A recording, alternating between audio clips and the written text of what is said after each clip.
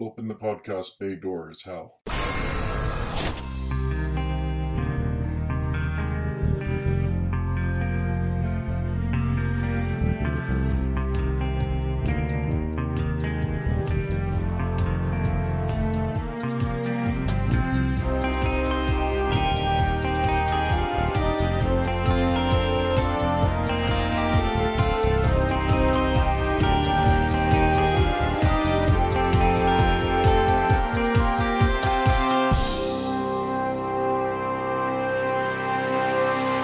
Hello everyone, and welcome to episode 124 of Welcome to Geektown. I'm your host, Kurt Onstead. I've been a proud geek all my life, being into role-playing games, board games, sci-fi, fantasy, and especially superheroes and comics. And I want to help others join me in those pursuits, but I've found that sometimes people can get overwhelmed or feel left out because they don't already have what some consider the requisite knowledge to be considered a fan. And that's where Welcome to Geektown comes in. Here you can ask your questions without feeling like a gatekeeper is calling you out for not yet being fully versed in every aspect of your new interest. Last episode, I answered a question from listener Neil S. Well, Neil is back with another query, asking another behind-the-scenes question about big events.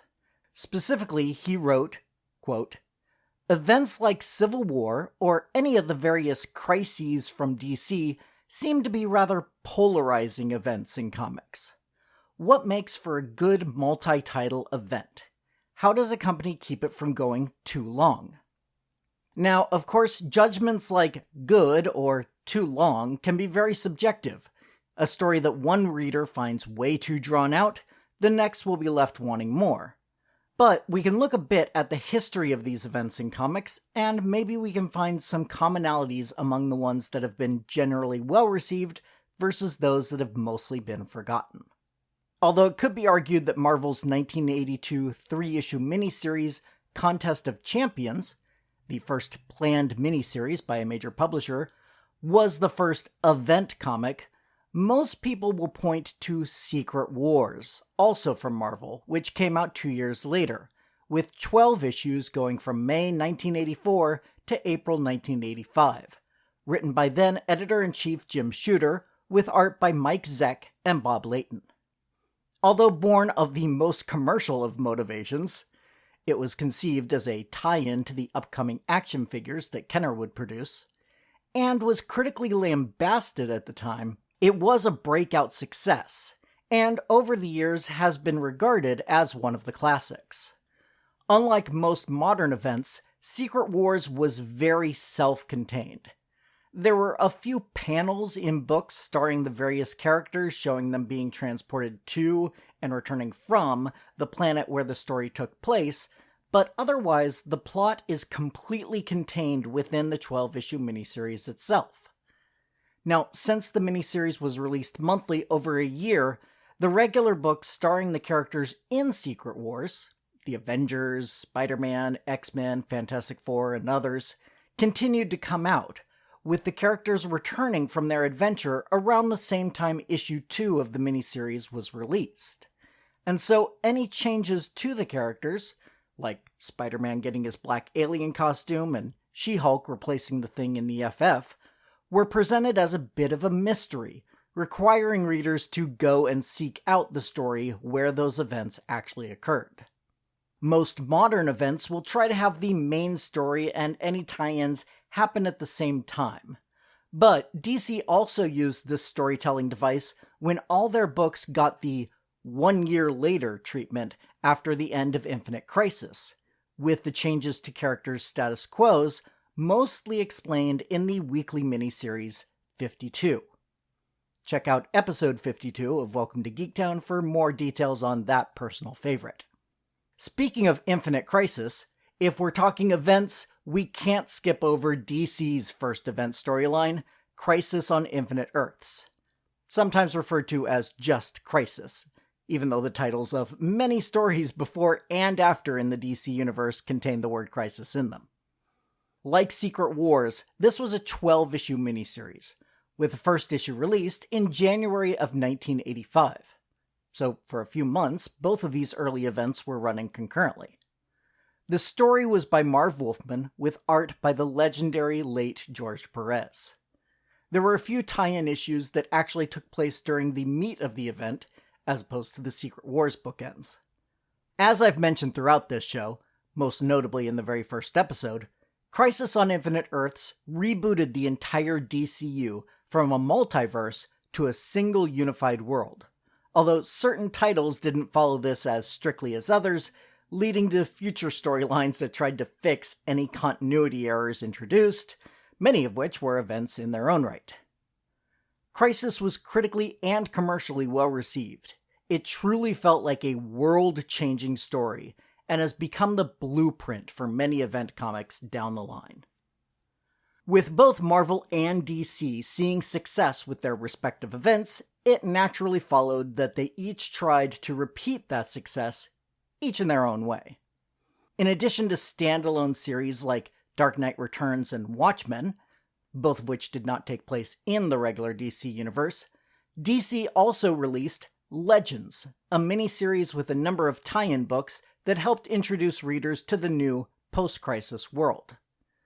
Dark Knight Returns and Watchmen consistently are listed in the top 10 comic book stories of all time, while Legends has been mostly forgotten. Marvel followed up Secret Wars with Secret Wars 2. The main antagonist and catalyst of Secret Wars, a near-omnipotent creature called the Beyonder, came to Earth in this sequel story, wanting to learn more about humanity. The series and its tie-ins, of which there were more than a dozen, sold well, but was so lambasted by the critics and readers that I'm almost surprised it didn't steer Marvel away from having events for a while. However, they continued, albeit scaled back. Throughout the rest of the 80s and into the 90s, many of Marvel's events were relegated to the X books, with stories like Mutant Massacre, Inferno, and Extinction Agenda. Other events of this time period include the various Infinity books. Go back to episode 3 for a rundown on some of those, as that episode and most of those stories revolve around Thanos. As well as some crossovers taking place in the Marvel annuals, such as Evolutionary War and Atlantis Attacks. Meanwhile, DC tried to replicate the success of Crisis with other overarching stories that were supposed to affect the entire universe, including Millennium, Invasion, the exclamation point is in the title, so I have to say it that way, and Armageddon 2001, whose ending was suddenly changed after the mystery of the main villain was released online.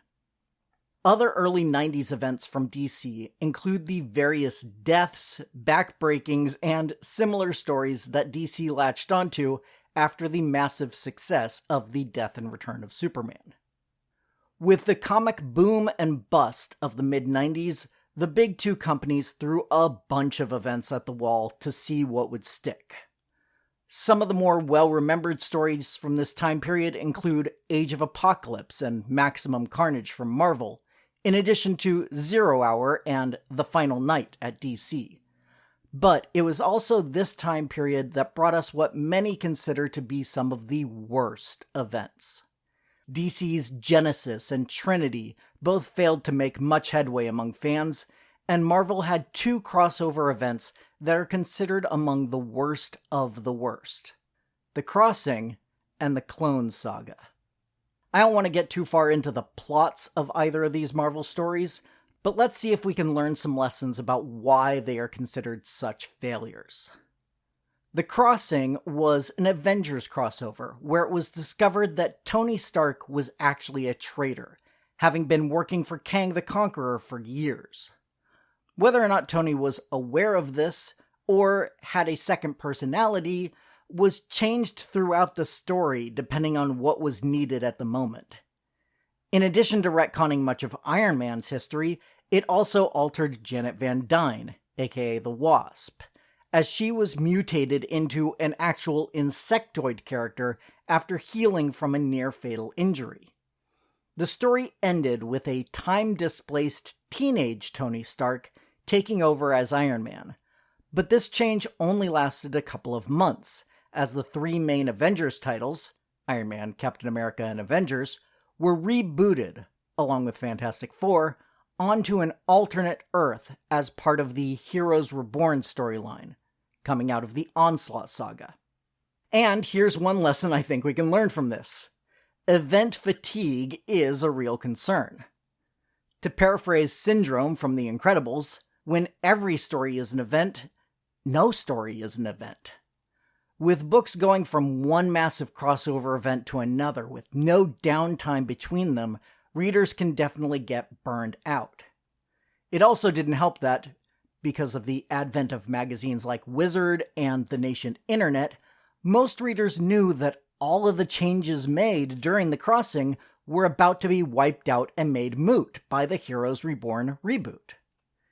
Add to that some of the worst excesses of 90s artwork, like unnecessary cross-hatching and oversaturation from early computer coloring, and you can see why The Crossing is pointed to as one of the worst event storylines.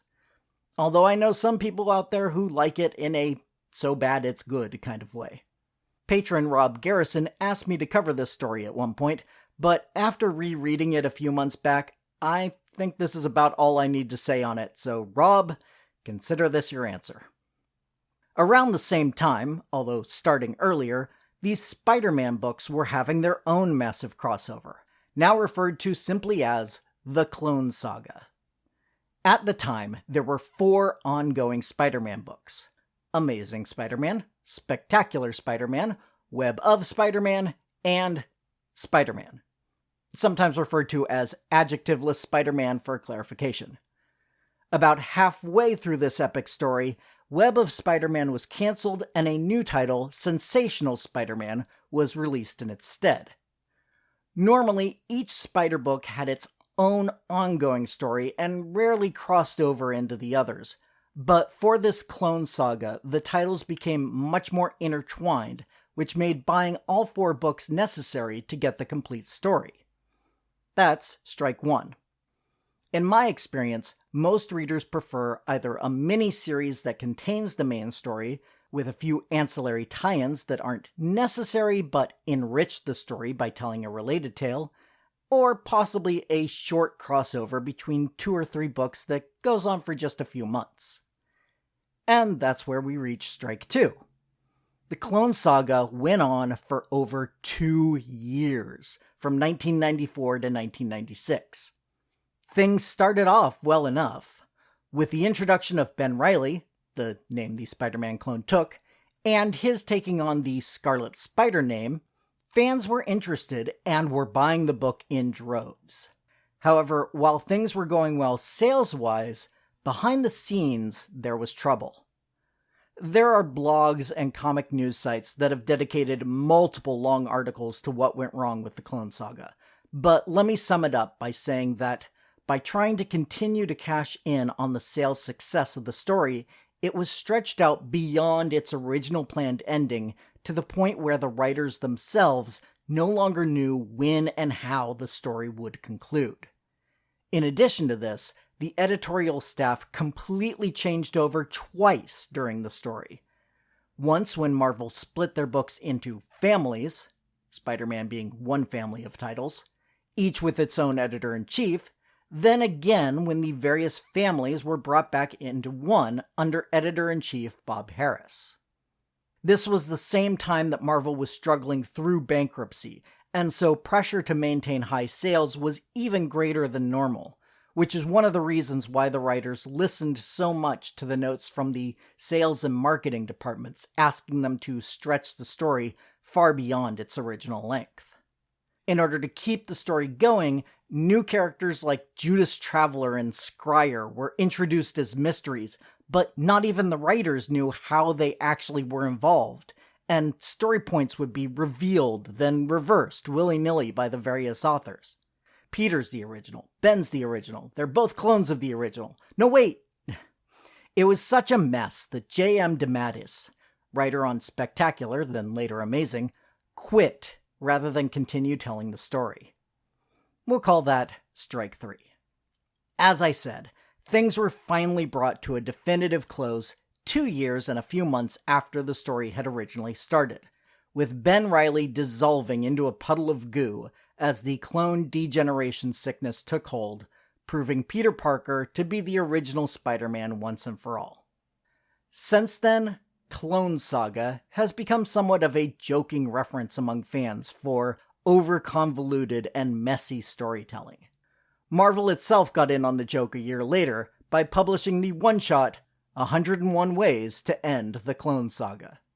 Despite the critical drubbing of the overall story, the character of Ben Reilly is still fairly popular, returning from death in order to continue his career as the Scarlet Spider, with a brief villainous turn as the new Jackal. He even took over as Spider-Man again recently, when Peter was hospitalized after a massive fight. And the Clone Saga has been adapted multiple times in the various cartoons and used as a title for storylines in the Ultimate Spider-Man book and the Miles Morales Spider-Man title, both of which were well received by fans and critics. So even an event as notorious as this one can have a net positive result. To sum up, I think the biggest thing for a successful event story is to have a reason you want to tell this particular story, and to have a plan and stick to it. Whether that reason is to reboot the universe, or to contrast the difference between two heroes, if your event has a purpose, readers will gravitate towards it. Then plan out the story and stick to that plan. While the Clone Saga is probably the most egregious example, plenty of other comic book stories have grown beyond their original inception to become bloated and overwrought versions of themselves. But as long as readers keep buying the event books, Marvel and DC will keep publishing them. Hopefully with more successes than misses. And I hope that answered your question, Neil. And a reminder to everyone that I'm always hoping to get more questions from you listeners, whether that be about comics, board games, role-playing, or any other geeky subject. Please send any and all of those via email to welcome2geektown, all spelled out, @gmail.com. Or you can go to the website, welcome to, the number 2 in this case, geektown.com, and click the Submit a Question link if you'd prefer to remain anonymous. Other contact options include facebook.com/welcome-to-geektown or Twitter @geektownpodcast. Also, if you'd like to support the show directly, come join the Patreon at patreon.com/welcome-to-geektown for just $1 per month to get access to full scripts of the shows, audio outtakes, and a monthly shout-out. You can also help the show grow by subscribing and giving a 5-star review over on Apple Podcasts to join the Geektown City Council, which helps other people find the show, so we can all tell them, welcome to Geektown, population, us. Welcome to Geektown is written, narrated, edited, and produced by me, Kurt Onstead. Theme music is by Aaron Levitz, logo art by Archie Santana. All other sound clips are the copyrighted material of their respective owners, and no infringement is intended, falling under fair use.